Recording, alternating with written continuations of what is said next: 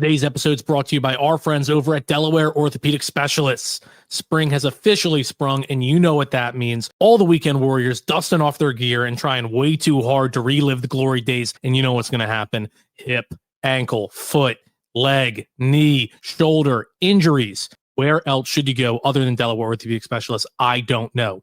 DOS has specialists trained in each and every part of the body, so you're getting a provider specifically assigned to that part of the body. Why would you trust anyone other than a specialist? The only fellowship-trained surgery center in the state of Delaware makes it a no-brainer. Head on over to delortho.com or give them a call at 302-655-9494. I'm telling you, my family's gone there. My friends have gone there. Check out their Google reviews.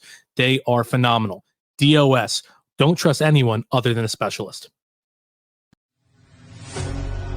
Welcome to Talking 215, your go-to podcast for everything you need to know about Philly sports. Whether you bleed green, trust the process, fly with the Flyers, or fight with the Fightins, this is the place where we break down Broad Street.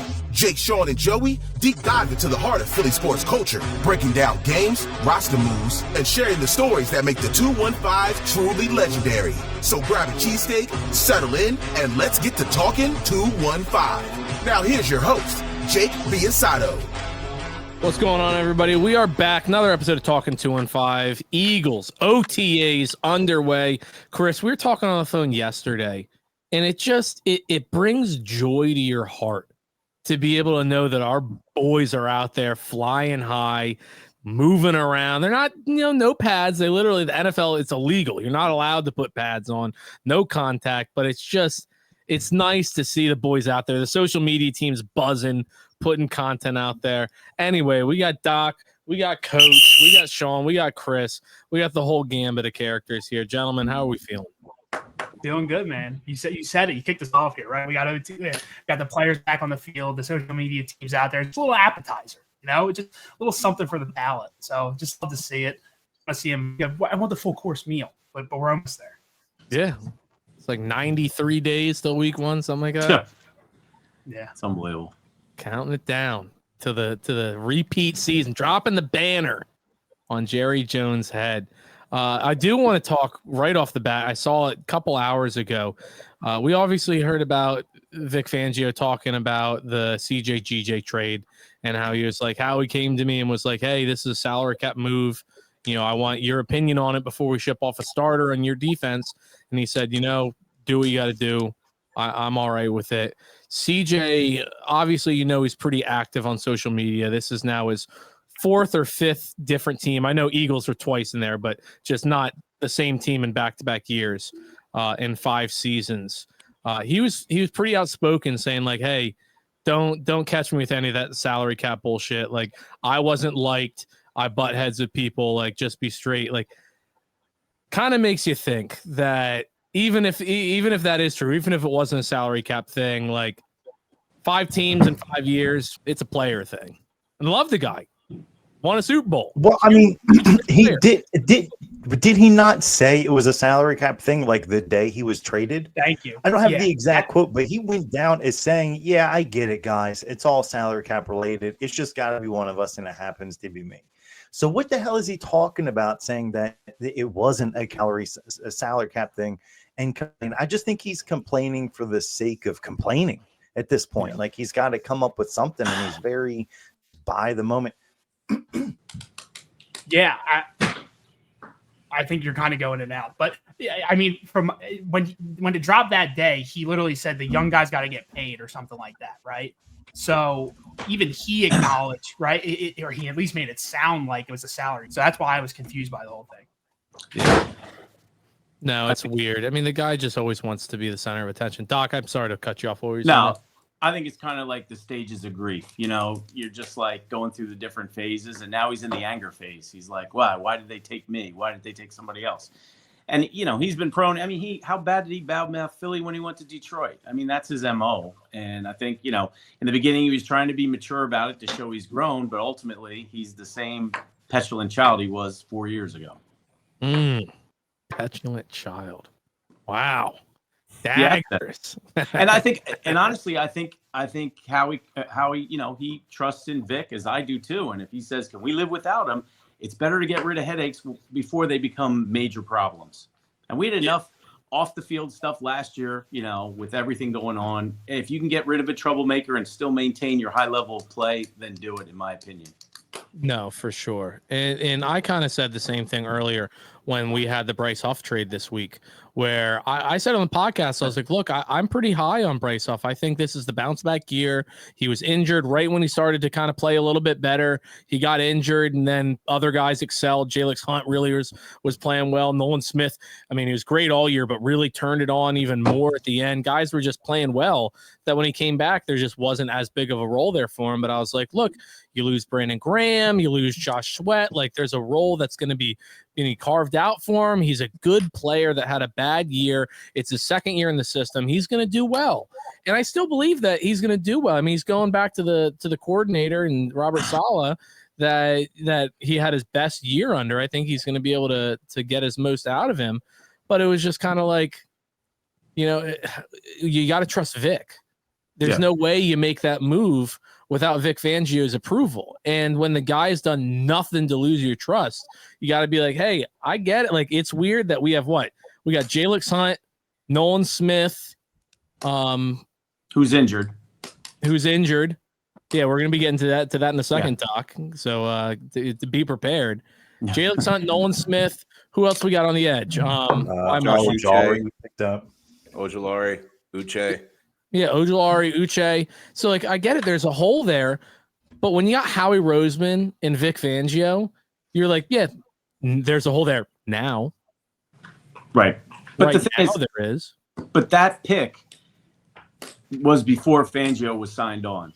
So maybe Fangio's like, this guy doesn't fit my system. He didn't play even when he was healthy. So I think maybe he just was a bad fit for this defense. And Fangio's mature enough to be like, yeah, this guy. And he even said it from the beginning. He's like, he'll be very specific when he uses them. So I think he wasn't high on that pick to begin with. Yeah. But when it's like a position of need on this team that really prioritizes defensive and offensive line, you get a little bit concerned. This guy, whether you like him or not, he's a high-paid defensive end that was very productive 2 years ago, and now we're just sitting there being like, all right, we got one relatively proven guy, Nolan Smith, but really it's only one great year, and then you got Jalix Hunt, who had a pretty good rookie year, and then a couple of veterans. You're left there scratching your head, but again, you got Howie Roseman and Vic Fangio. That's going to be addressed. Like, it's not. They're not going to go into the season with this as the final roster. There's moves that are going to be made nonstop throughout training camp, throughout everything, injuries that happen, trades that happen. I mean, literally with this trade of Bryce Huff, I'm pretty sure the Eagles now own the 2026 NFL draft. They are on the clock, and they won't be off the clock until end of day on Saturday, because I think they have all 256 picks. Well, I mean, also you come back into why picks.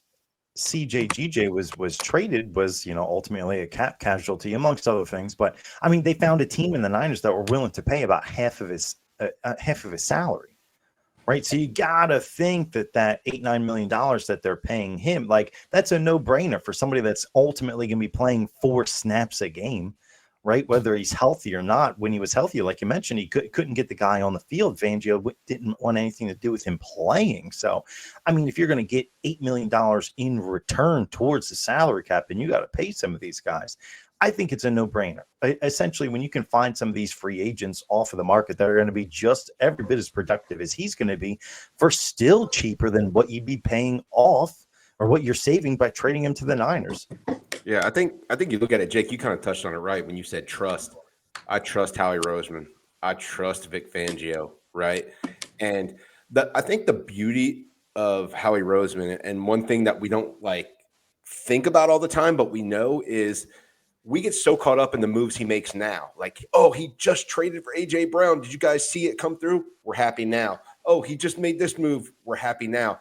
But he's making moves to plan for the future too. Like, Jake, you just hinted, or you didn't hint at it, you said it. The amount of picks we have in next year's draft, which is supposed to have a lot more 5-star / studs in that draft than this past draft did.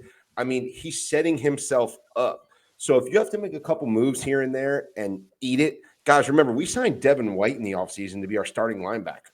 We signed Devin White, and everyone was like, hey, Devin White, we saw how good he was. And then Howie and Vic talked. Vic said, this guy, Zach Bond, is better. This other guy is better. Nakobe's better. He's not fitting the scheme. And Howie was saying, I'm wrong. We talk about all the time about coaches saying, I'll adapt. I'm wrong. So Howie goes, I'm going to wipe my hands clean of this Devin White thing. That's $3.5 million out the door for a guy who's never going to play for me. That's fine. Bryce Huff, paid him a lot of money. You know what? I'll clean my hands, Vic. If you think he cannot fit in the system and he's not willing to do the dirty work, Vic, I'll clean my hands of it too. So I love like how they talk through it, how they just operate, and how they plan for the future as well. And this, what you were touching on with CJ, he is the quintessential player that I could think of that everybody has known at some point in their sports watching life where they've been like, man, I really hate this guy, but if he was on my team, I'd love him. Or I really love this guy, but if I played against him, I'd hate him. People said that about Deshaun Jackson all the time too. So I think he's one of those guys where if you got him, you love him. The second he's not on your team, you hate him. It's just sometimes those personalities exist, you know? Yeah, I mean, I think there's a little difference between guys like him and Brandon Graham. Like Brandon Graham talks shit from the second you stepped on the fields for warmups to the second that final whistle blew. And like, but at the end of the day, everybody loved Brandon Graham. Like people were still laughing at him. He's fun. Like people hated CJGJ. Like other teams, it's their he got temperament. punched in the face and he got a flag. The refs He got kicked out. He got kicked out of the game. That was his second unsportsmanlike of the game. So they possibly, yeah.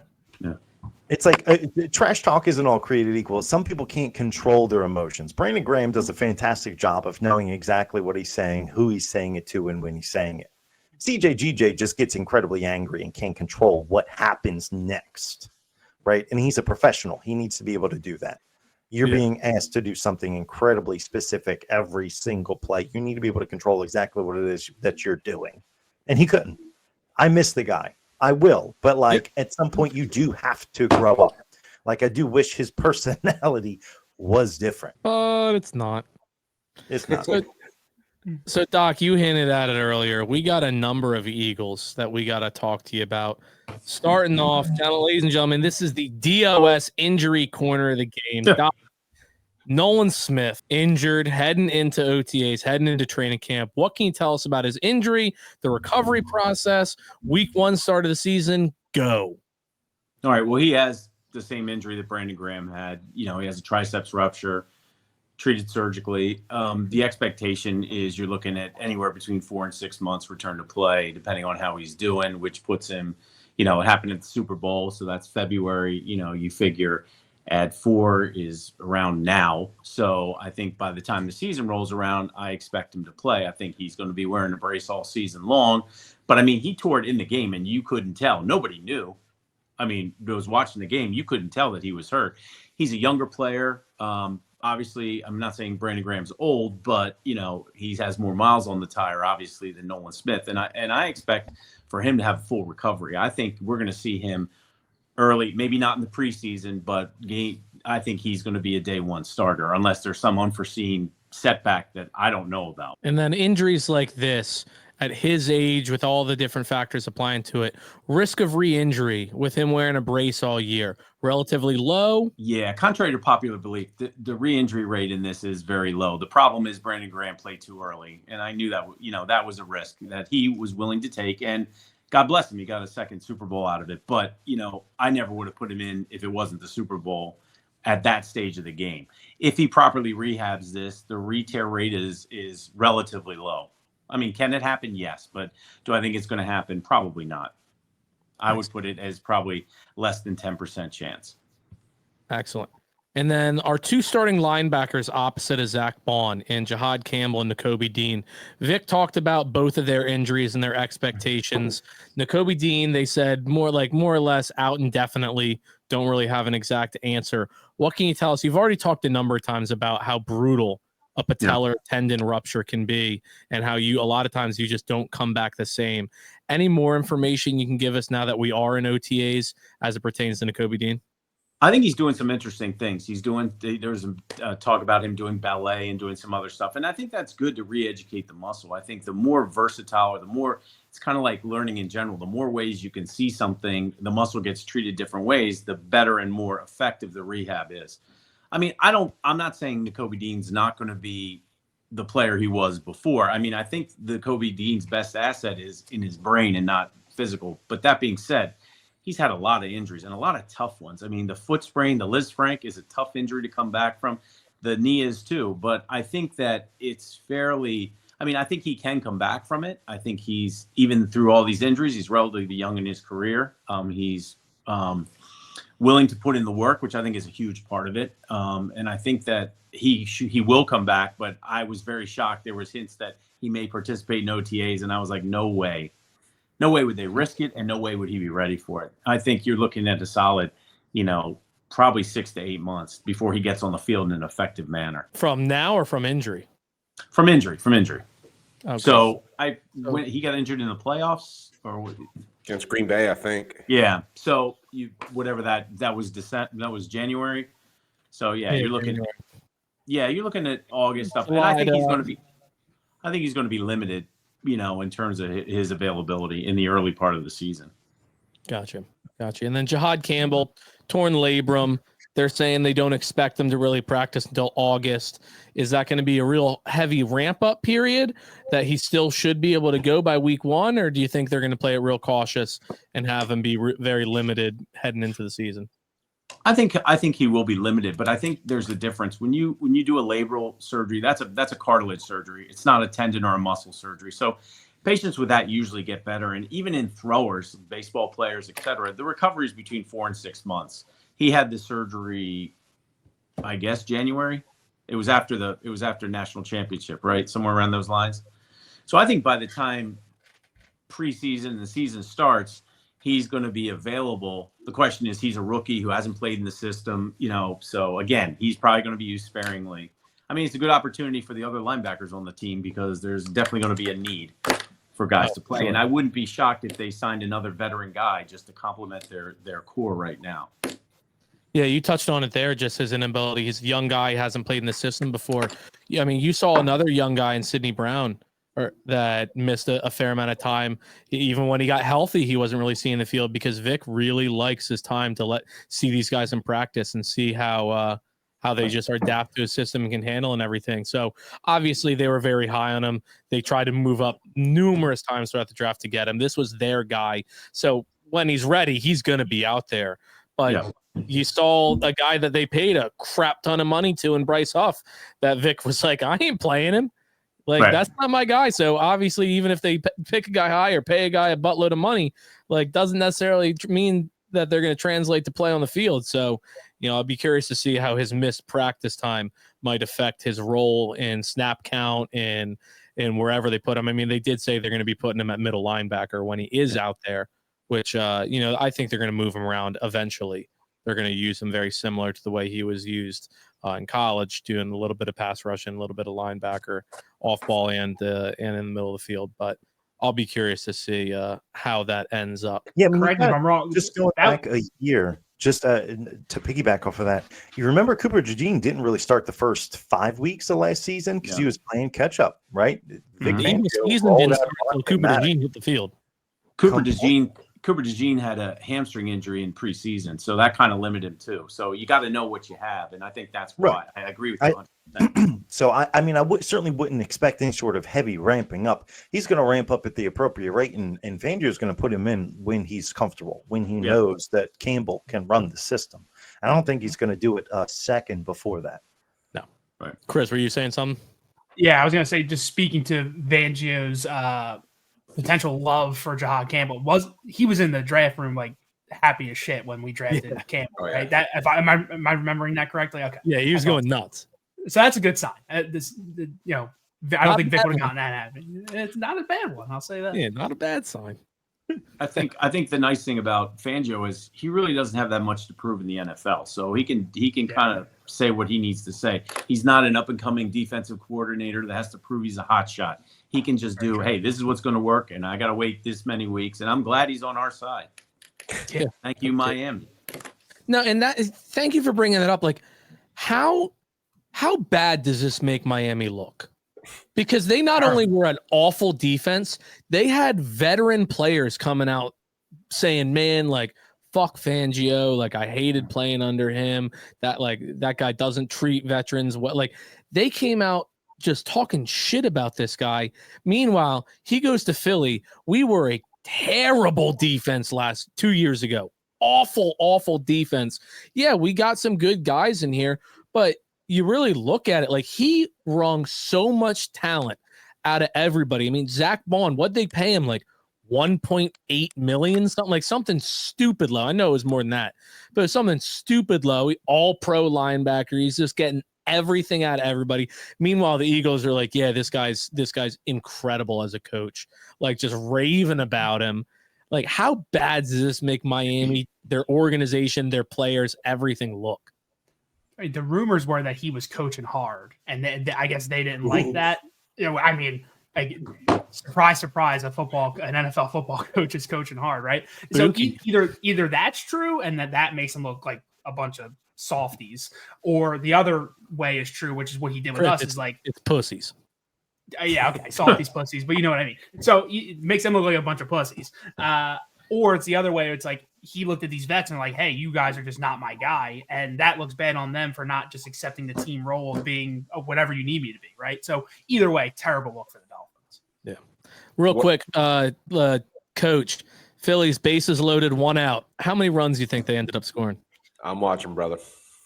I'm watching, brother. Don't worry. I already know it. And look, I bet Sean even said this one time on the pod. He's like, not all of us watch the Phillies games during the pods, guys. And I didn't answer this question, and Sean's got his head on his hand like this, just knowing bases loaded. I at least have the score up, and I'm going, it's the same score from when I started this podcast, so I know damn well we didn't score a damn thing. Knew it. Bases loaded, 1 out. We scored 0 runs. Now, what you guys were talking about with Fangio, I think the funniest thing about this entire situation from Miami to Philly is you guys just said the veterans in Miami were the ones that were talking bad about Fangio. The veterans. Normally, if you're an old school hard coach, that's what veterans love. They don't like this new age stuff and everything. The veterans love the old school coach. And normally, these new young football players coming from NIL, coming from transfer portal, coming from we have restrictions on how much you could hit and practice during the week, coming from we have state-of-the-art facilities, don't want a hard-nosed old school coach. The young guys don't want that.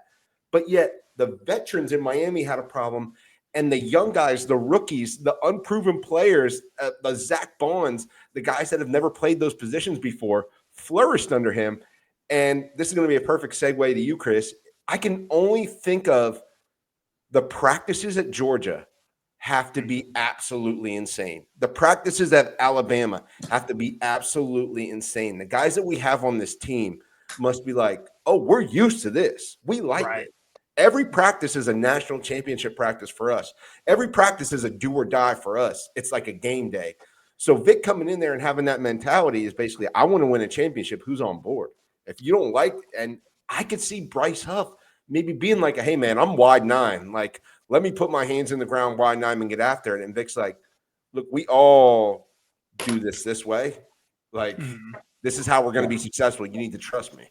And it's just interesting to see that difference, because normally it's the younger guys that don't relate to old school hard knock coaching. But that's the thing, though. It's been the veterans. Even a 10-year veteran has had no time in the league where there's been a ton of practices, right? They have been coddled ever since they were rookies, right? Yeah. So it just goes back into, again, I think it's a really good point about what kind of killers, right, that these programs that they're coming from. Right, where it doesn't matter how big of a stud you are, the next kid behind you was also a stud, was also a 5-star recruit, and is begging to get playing time. I swear to goodness, do something that's negative to our culture, that goes against our culture. You're gonna ride the pine, right? We got our starting quarterback got benched in the national championship game. Are you kidding me? Anybody can get it. Anybody can get it. Like, you don't forget that stuff. So it just really just comes up to, like, the culture. We talk about CJGJ and why he's now no longer with the team after winning the Super Bowl. Anybody can get it. Like it just has to be, this tone has to be set from the top to the bottom, and everybody feeds off of that. And it's just it's an embarrassment in Miami. They're out partying on boats and talking to models. Like who wants to do that? Who wants to do that? Damn, I didn't know Stephon Diggs went to Miami. Where was he doing it? Where was he doing that? He's probably in Miami. It's probably partying with some dolphins. No, it's yeah, I mean, and isn't that so Philadelphia though? Like we don't care what you're paid. We don't care. Like we care what you do on the damn field. We would prefer if it's the nobody tire salesman from Conshohocken going out there and making a big play. Like we don't give a shit. We want the best player out there. If you're our favorite player and you have a dog shit week, we're calling in to Talking 2 and 5, being like, yo, dickhead, like, no, you're riding the bench, dude. Like, get out of here. We need to call up, go get the strap, get Cravon LeBlanc. He's out there. Yeah, I think I saw him in Mount Laurel. Like, get him back on the team. Like, we don't care. We want our boys out here just playing. I don't care if you're a national champion. I don't care if you're the highest paid player on the team, if you're a former All-Pro. Like, it just in Miami, one of the best offenses consistently for like 3 to 5 years, like scoring monster points, and they're losing games like 55-53. Like the one thing they need to really be a contender, well, is a quarterback with a brain, or what's left of one, and a defense. And they just don't have either. It's pathetic. But I mean, like to Sean's point, it's Miami. It's the same thing with sports teams in Los Angeles. Like, it's not a sports town. Like, they go there, they get swept up in the culture. You come to Philly, blue collar town. You're out there just grinding it. You got Jordan Mailata walking out. He met his wife at Reading Terminal Market. Dude's probably out there getting a pack of Marlboro Reds and a cheesesteak. And he meets his wife sitting there with a million other people around, just hanging out with the locals. And then Miami, they're sitting there on yachts, just partying it up, not giving a damn about football. They're like, hey, I got my contract in Bitcoin. I'm just loving life over here. And meanwhile, we're like, no, we want championships. And Vic's out there just dealing. Jake, speaking of championships, you know what I thought about the other day, and I couldn't wait till we got on this podcast again? Tell me. This past Eagles Super Bowl that we just won will never be topped by any fan base in the entire NFC East ever again, ever. And I'm going to explain it to you why. I'm going to tell you why. Ever again. Number one, we beat every team in the division twice in the same year. Swept the Giants, swept the Cowboys, beat Washington twice, even though we played them 3 times. Okay, hear me out on that. Number two, think if you're a Giants fan, do I even need to explain why this Super Bowl for us hurt so bad? We don't need to get into that, right? We know the acquisition we made. The guy who rushed for the most yards in NFL history, including playoffs, was the NFL Offensive Player of the Year and helped hoist a Super Bowl for us for a division rival. That stings for the Giants. Oh, yeah, and the Cowboys. You love to make excuses for Dak every single year, including blaming the offensive coordinator for his shortcomings. The offensive coordinator that couldn't get it done in the playoffs, you said, holding Dak and the offense back. Well, we took that offensive coordinator and scored almost 100 points between the NFC Championship game and the Super Bowl. So I think that offensive coordinator was doing just fine when he had a competent quarterback with him. Okay? Dallas, that sucks for you, and we swept you. And then Washington. How could we forget the first year that you guys actually have some momentum? You make the correct draft pick. You're making fun of us for getting Jahan Dotson in that trade, saying that we were fleeced. Not only did we put an end to your season of hopes, we scored 60 on you and basically exposed every weakness that you've had on your way to what you thought was going to be the Super Bowl. Then we took down the quarterback that all these other teams, the Josh Allens, the Lamar Jacksons, the Joe Burrows, cannot beat. And not only did we beat him, we were up 40-0 on his ass to where they almost had to pull him.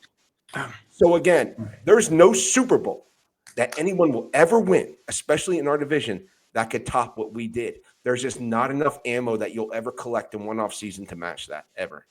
Yeah, and the cherry on top to that with the Giants is we got him as a free agent, so we gave them nothing. So Absolutely. How do you beat that? Even if the Cowboys win the Super Bowl, even if the Giants win the Super Bowl, how do you have that much ammunition behind it and said it was this much more sweet because A, B, C, D, E, F, G, H, I, J? Like, you can't. Coach, is that mic on a stand? Is that mic on a stand? Can you just drop it real quick? Yeah, just drop the mic real quick. I want to ask you all a question. I tweeted this out earlier. Like, try to take our Homer hats off. Like, I get it. Like, we're all Philly diehards and all. I legitimately feel that if Saquon Barkley was to say, you know what, I retire. Like, I won my Super Bowl. I'm just going to go live life. He would be remembered more as an Eagle than as a Giant. I mean, I think this the Madden cover kind of solidifies that, right? Yeah.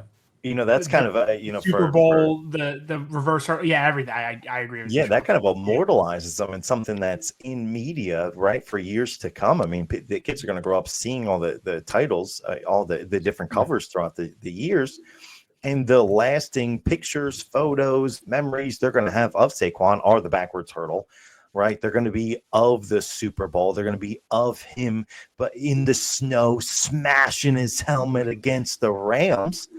Right, give me some memories that you guys have of the 5 years that he was with the Giants. His first game injury ridden. That's what you remember. Yeah, I remember high ankle sprains. That's it. Yeah, right. That's his legacy in New York, going 4-12. MetLife Stadium plus that O line, probably Doc. You could probably equal what that equals. The MetLife turf plus that O line probably equals a higher chance of injuries than.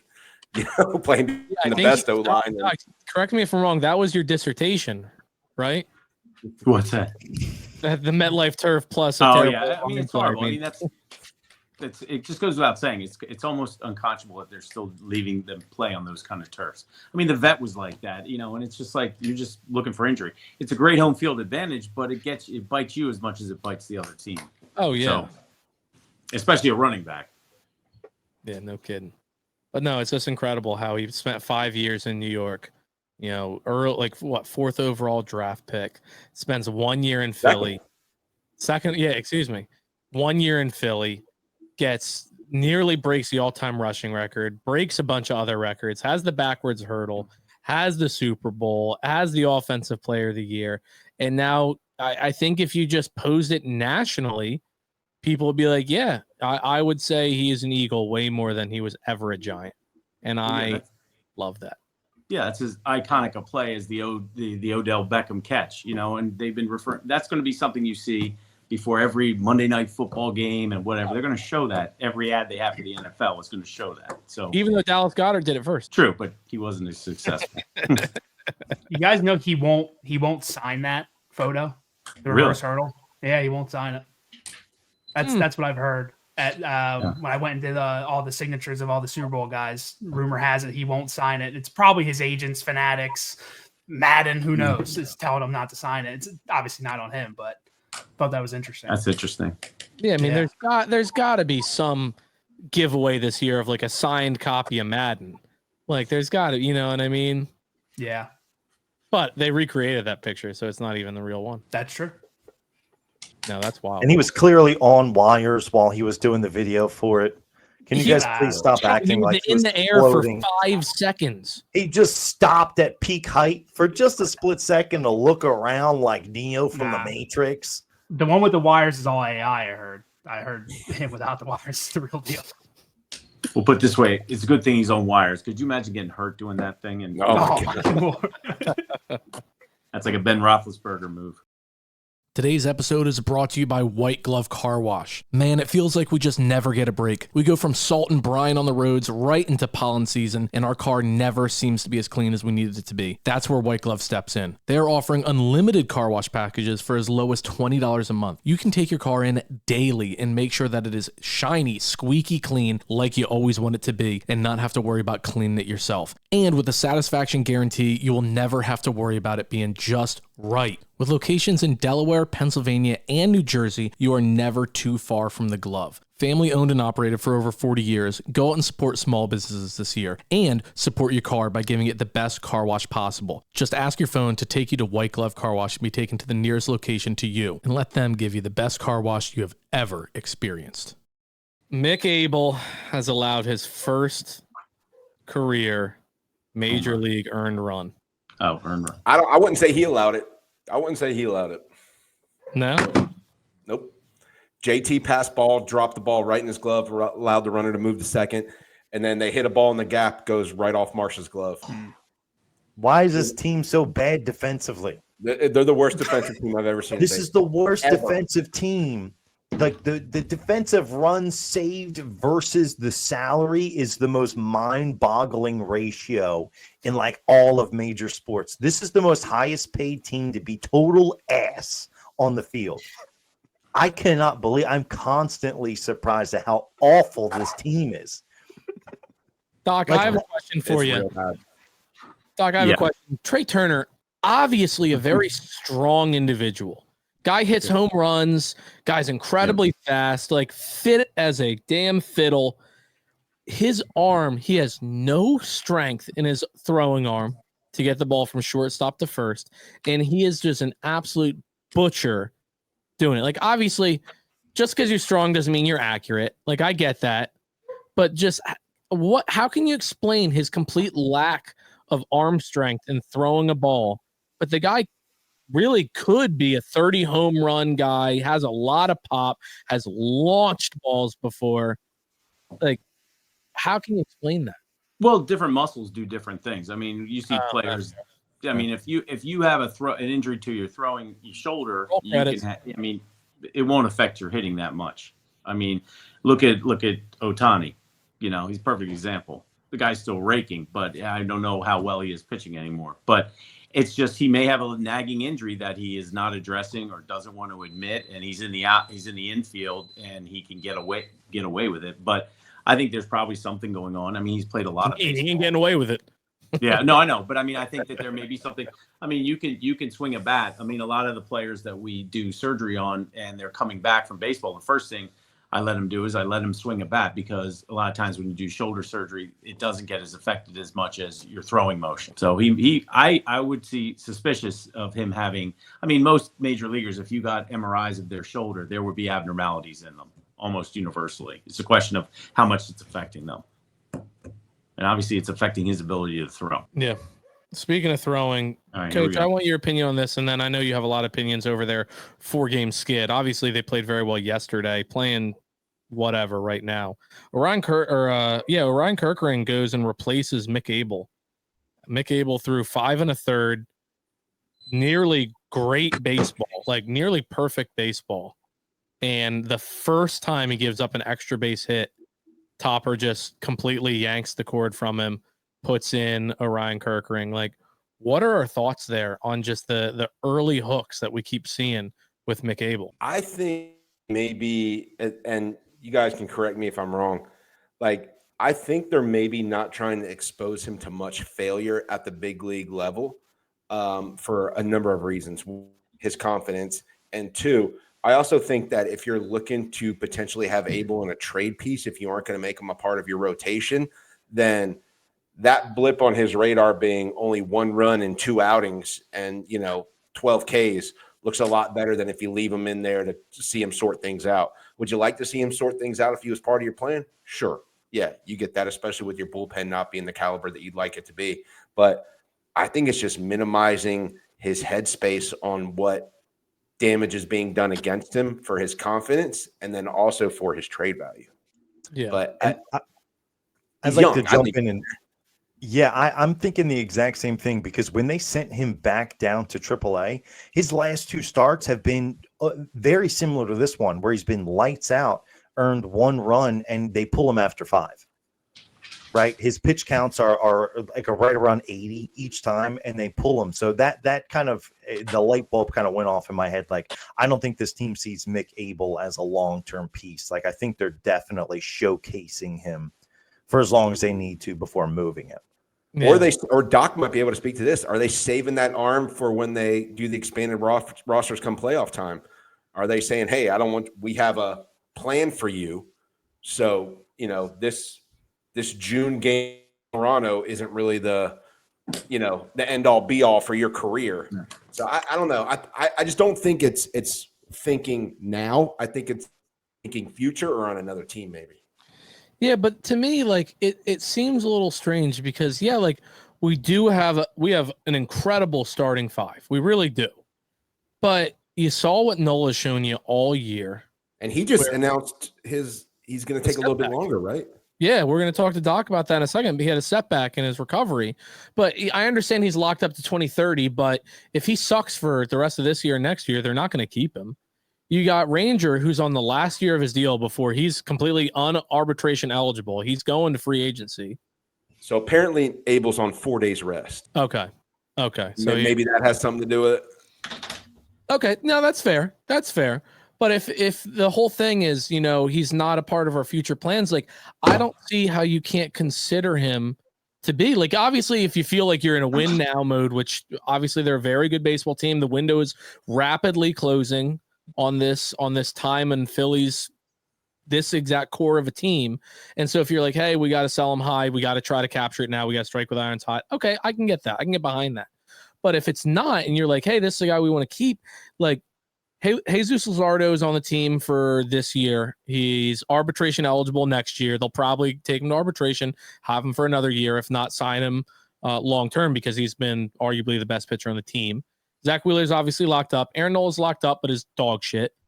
Ranger Suarez is on the last year, and there's a decent chance he's moved at the deadline if he keeps pitching great, because they're like, hey, let's sell while he's hot, because we're not retaining him next year, and we have Painter to bring right at the deadline to bring him up. Like, there's a spot that you could see a 23-year-old starting pitcher having on this team. If you're not getting a haul for him, like, I don't see how you don't leave him out there. Try to see what you have. You have to at least have in your mind, like, hey, there could potentially be some holes on this team if for whatever reason Luzardo's like, no, man, I'm going to the biggest money. Like, you will do arbitration, but then, like, I'm gone. Ranger's gone. Nola sucks, and they end up having to Bobby Bonilla him and pay him till we're all done podcasting and retired in Miami with the beaches with Stephon Diggs and the rest of the Miami defense. Hell yeah. There's a spot where you could see a 23-year-old starting pitcher being a great asset to this team. Yeah. I mean, he'd be a great asset to any team, right? Like, that's come calling. Like we said off air, it's got to start with Ohtani and Betts. That's going to be the start of the conversation. Dangle the carrot. It doesn't hurt. See what you get. Well, it depends what bites the carrot. No. Just saying. Dangling something. I don't know. Coach, Otto Kemp, best player in minor league baseball history? I think Don Brown was the best minor league player. The Don Brown era, or whatever we had there. So Don Brown is the reason that Otto Kemp will never sniff the major leagues. Maybe. No, they're always hesitant, right? Like, they seem to always just drag their feet with this. And then, Sean and I always joke, like, Griff McGarry was an untouchable prospect, and I don't see him anytime I see like the Phillies prospect lists come up. I don't see him anywhere near like the top 10 to 15. I don't see his name mentioned. I don't know if he's still even in the organization.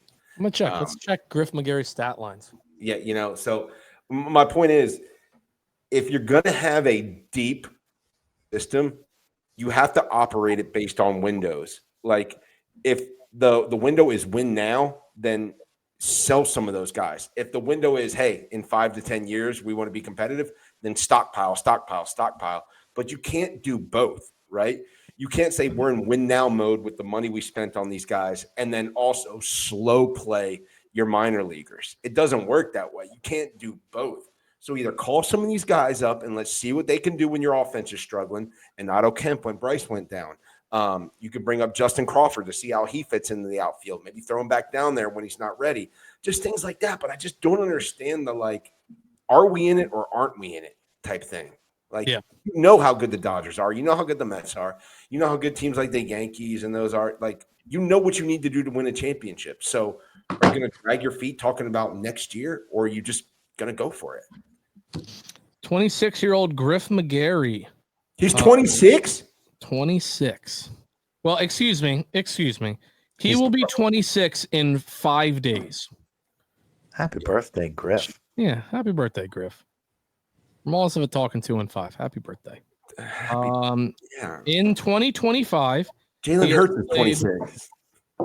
he has played with both Reading, Double A, Flabbergasted. and Single A Clearwater on a rehab assignment. When he was pitching with Reading, he has pitched a total of 12 innings. He only has allowed 2 hits, 7 walks. He struck out 16, and he has an ERA of 1.5. So that baseball. He has pitched 12 innings this entire season. He's pitched 12 innings this entire season.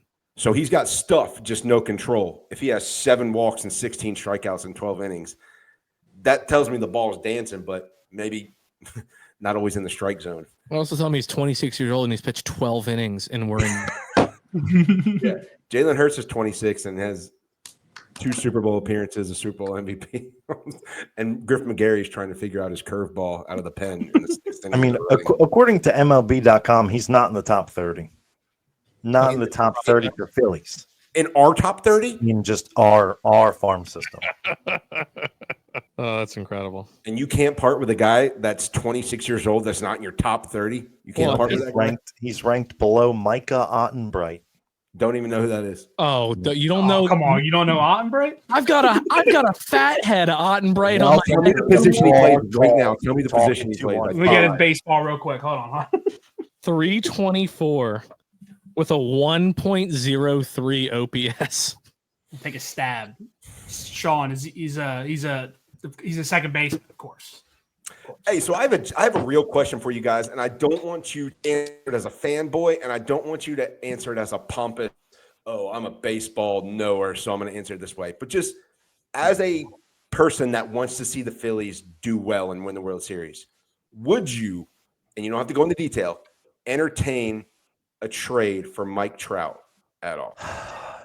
I mean, you got to think with the money he's making, that's completely out the door, right? You got to think that it's baseball, though, Sean. It's baseball money. It is baseball. So, I mean, we've got a pretty regular kind of outfield. Does he DH? Do we try to keep him healthy as long as possible? Because the guy's going to be broken again by the time the playoffs kick around, right? I mean, not to mention the guy doesn't want to play here. I think that's been pretty clear as well. I think this is just his hometown during the off season, right? I think he just likes being out. When you trade for him, does he have a choice? I mean, if he's disgruntled, then ultimately, how much does that affect his play? I don't know. He probably doesn't want to see his mother or grandparents or something like that. But would you as a fan?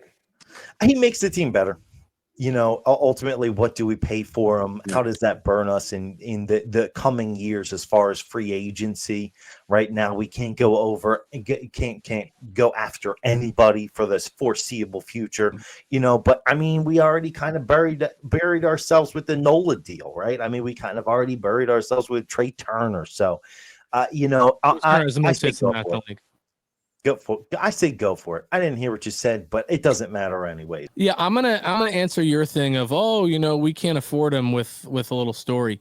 I was asked to complete a survey by the Philadelphia Phillies this week in regards to their concessions, and every question was like, "Hey, did the lines keep you from getting more concessions? Did the heat of the food keep you from getting more concessions? Did the variety of I said, no, motherfucker, $80 price tag kept me from getting more concessions.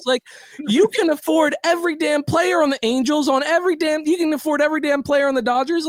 No, I don't care about Joe Schmo dragging his feet in line and Nancy hopping in front of me to get an extra cup of cheese.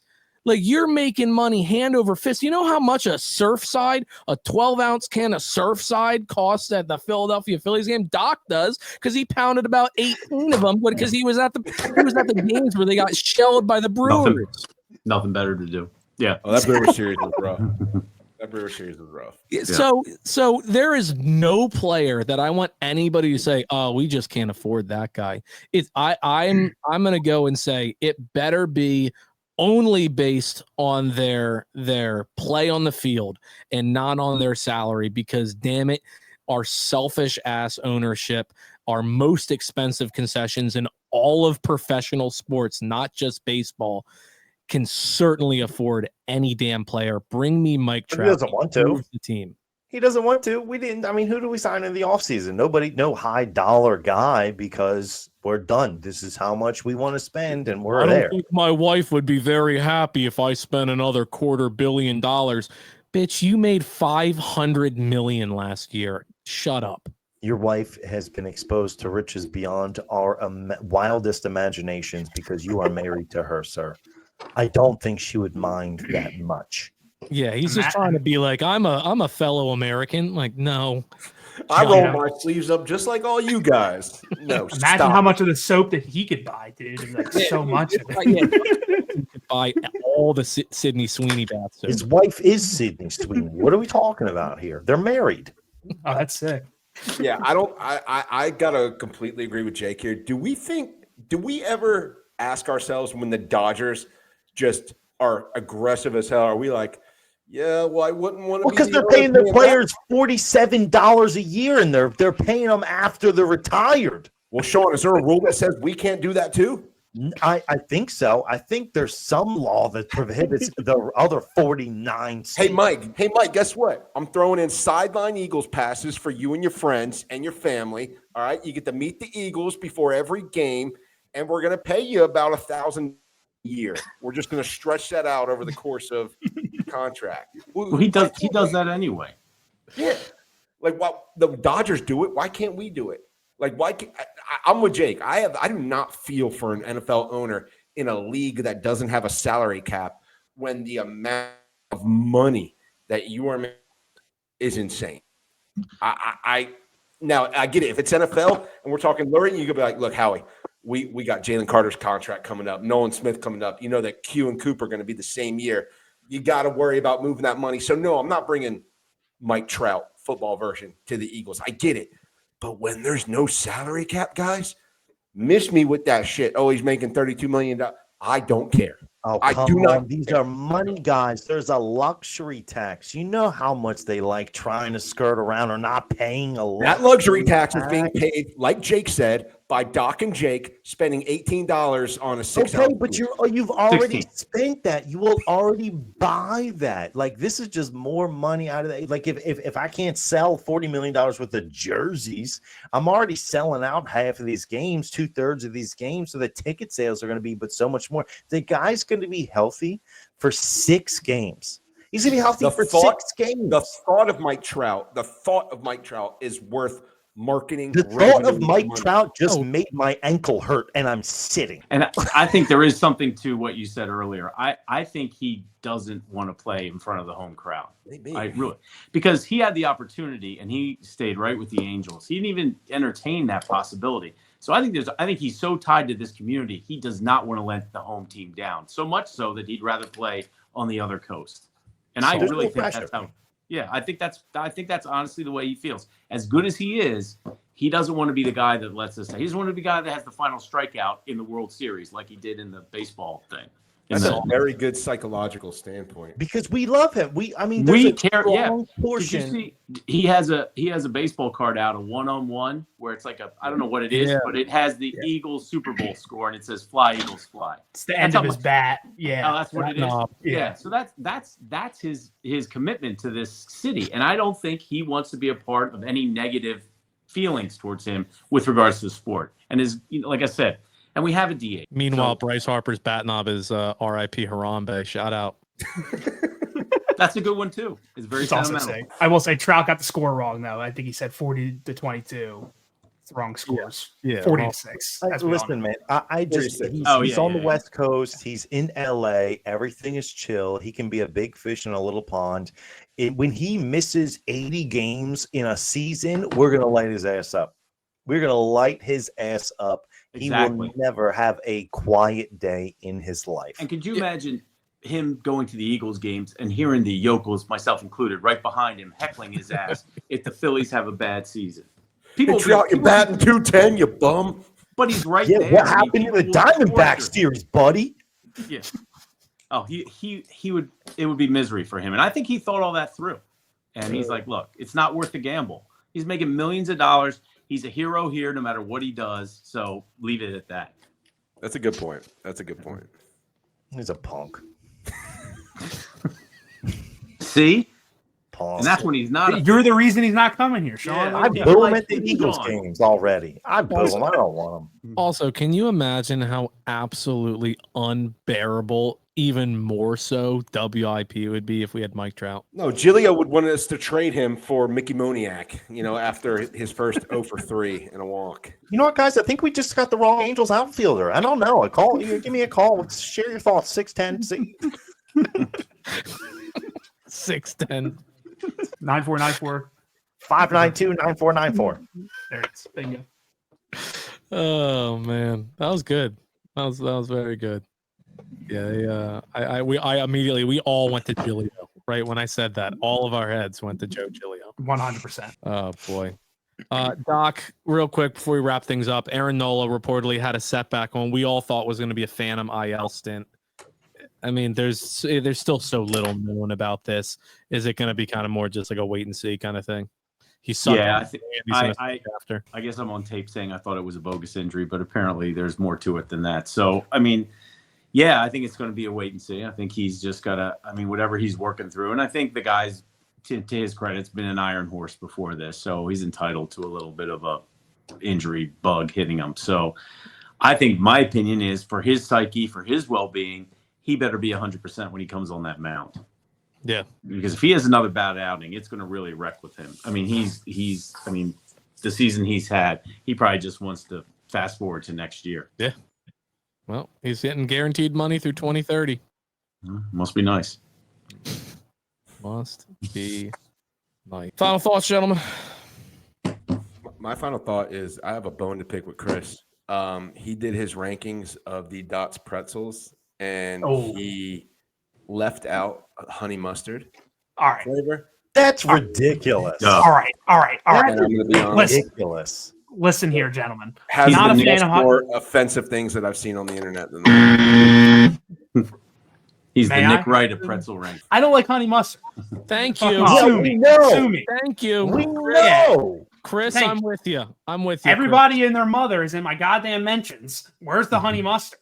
And I'm like, guys, I don't like honey mustard. I'm sorry. Have you had you? So you haven't even tried them, is what you're saying? I haven't tried them. That's unbelievable.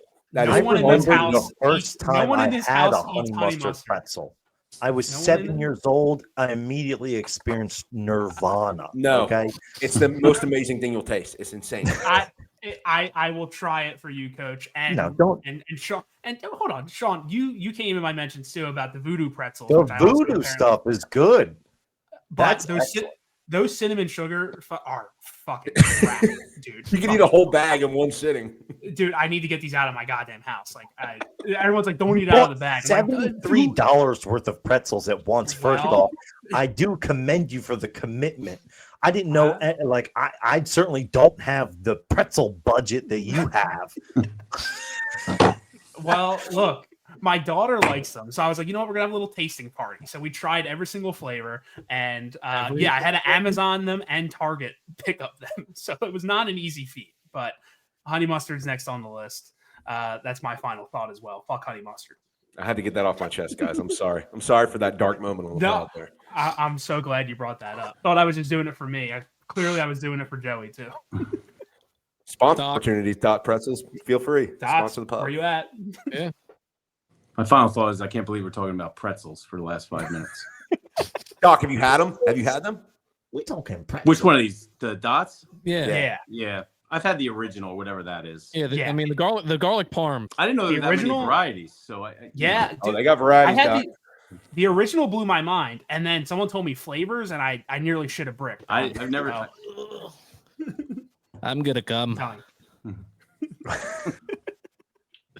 you. So my real final thought is trade Embiid to the Lakers, get the number 1 pick next year, start over. Wow. Hey, it worked. It worked for Dallas. That on us at the end. We're now into this. Wow. Hey, everybody who gives You a little people gift, listening at this point? if you pay homage to the Lakers, you'll be rewarded with the number 1 pick. So let's What just did do the it. I homage see. have Okay, now I anything see to where do you're with going. it? Now I see Yep. where you're going. I see where you're Yep. going, Doc.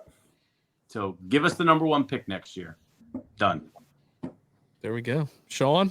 Dude, final thought. I hate Mike Trout.